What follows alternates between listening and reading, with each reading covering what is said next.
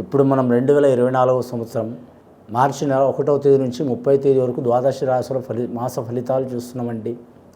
ఈ మార్చి నెలలో మహాశివరాత్రి హోలీ సందర్భంగా ద్వాదశ రాశులు మేషరాశి నుంచి మీనరాశి వరకు వారి జ్యోతిష్య విశేష బలం ఎలా ఉందో, భూత భవిష్యత్తు వర్ధమానం ఎలా ఉందో మనం గవ్వలేసి చూద్దామండి. 9 గవ్వలు 3 సార్లు వేసి వాటిని లెక్కబెట్టి చూద్దామండి.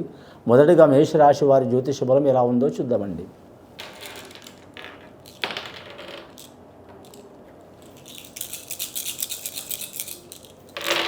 మేషరాశి వారి పేరు మీద గవ్వల శాస్త్ర ప్రకారం మొత్తం 6 గవ్వలు పడ్డాయండి. చాలా శుభ సంఖ్య పడ్డది, శుక్రమహారదర్శి సంఖ్య పడ్డది.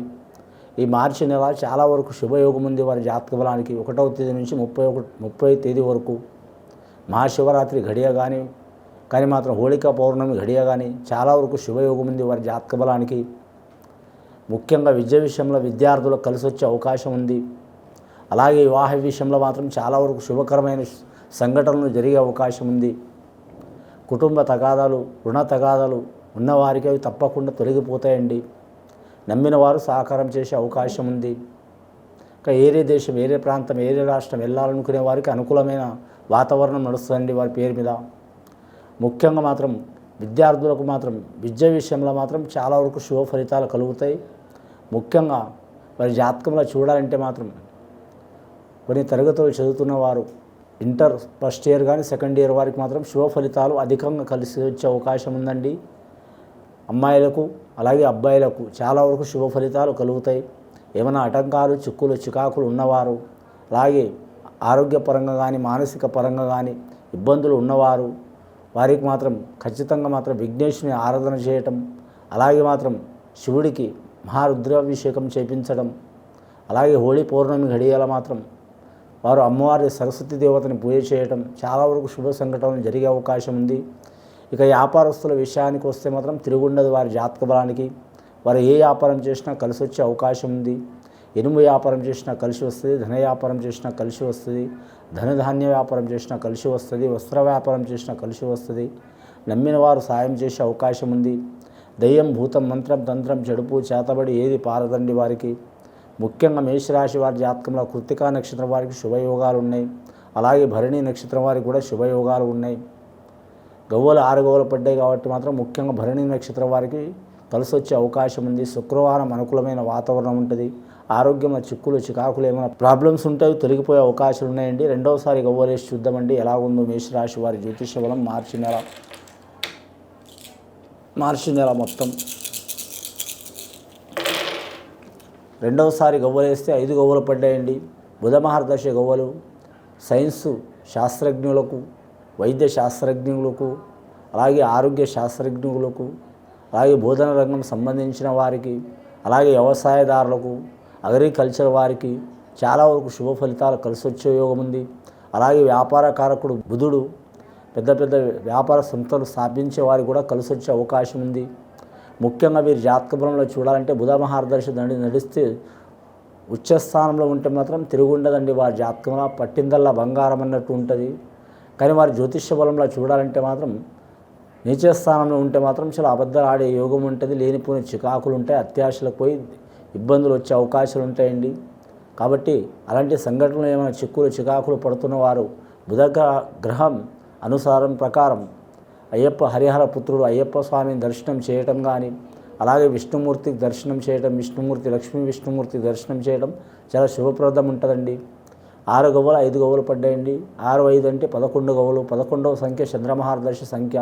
చాలా వరకు కలిసి వచ్చే అవకాశం ఉంది. రాజకీయ నాయకులకు కూడా కలిసి వస్తుంది. అలాగే ముఖ్యంగా వీరి జాతక బలంలో చూడాలంటే మాత్రం మీడియా వారికి, సంగీత కళాకారులకు, క్రీడాకారులకు, అలాగే మాత్రం ప్రతి కళాకారులకు శుభయోగం నడిచే యోగం ఉంది అండి వీరి జాతక బలంలో. నటీ నటులు కావచ్చు, సంగీత కళాకారులు కావచ్చు, గీత రచయితలు రాసేవారు కావచ్చు, నేపథ్య గాయకులు కావచ్చు, దర్శకులు, నిర్మాతలు, డైరెక్టర్లు, ఇక టెక్నీషియన్స్, ఆర్టిస్టులు అంటే కోట్లాది మంది ఉంటారండి. ఒక్కొక్కరికి ఒక్కొక్క కళ ఉంటుంది. చాలా వరకు శుభయోగాలు కలిసి వచ్చే అవకాశం ఉంది. ముఖ్యంగా వీరి జాతక బలంలో చూడాలంటే మాత్రం ఏ పని చేసినా మాత్రం అనుకూలమైన వాతావరణం ఉందండి. మార్చి నెల కలిసి వచ్చే అవకాశం ఉంది. సంసారంలో, సంతానంలో, కుటుంబంలో, ఆరోగ్యంలో లేదా మాత్రం ఎడతెగని బాధలు ఉన్నవారు మాత్రం చాలా వరకు వాటిని పోగొట్టడానికి మాత్రం ప్రయత్నాలు చేస్తే చాలా మంచిది. నరదృష్టి అధికం ఉంటుందండి. నరదృష్టి పోవడానికి మాత్రం ఖచ్చితంగా లక్ష్మీనరసింహస్వామిని పూజ చేయటం, అలాగే ఆంజనేయ స్వామి ఆరాధన చేయటం చాలా మంచిది. వీరికి శని మంచి స్థానంలో నడుస్తుంది, 11వ స్థానంలో శుభయోగం నడుస్తుంది. దృష్టి దోషం అధికంగా ఉంటుందండి, జాగ్రత్తగా ఉండాలి. మూడవసారి గవ్వలేసి చూద్దామండి. ఇప్పటివరకు అయితే 11 గవ్వలు పడ్డాయి.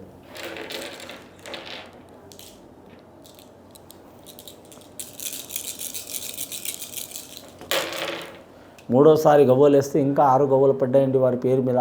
ఇటుపోయి 6వ సంఖ్య వదిలిపెట్టట్లేదు మేషరాశి వారికి. మొత్తం గవ్వలు పడ్డాయండి. వీరి జాతక బృంలో చూడాలంటే మాత్రం 6, 5, 11, ఈ 6, 16 గవ్వలు పడ్డాయండి.